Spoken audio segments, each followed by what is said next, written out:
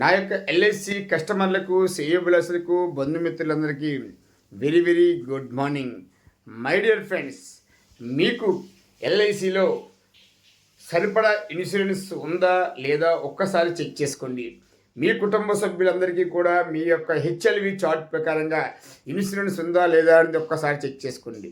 మీరు పొదుపు చేసే అమౌంట్ భద్రంగా ఉందా లేదా అనేది ఒక్కసారి చెక్ చేసుకోండి.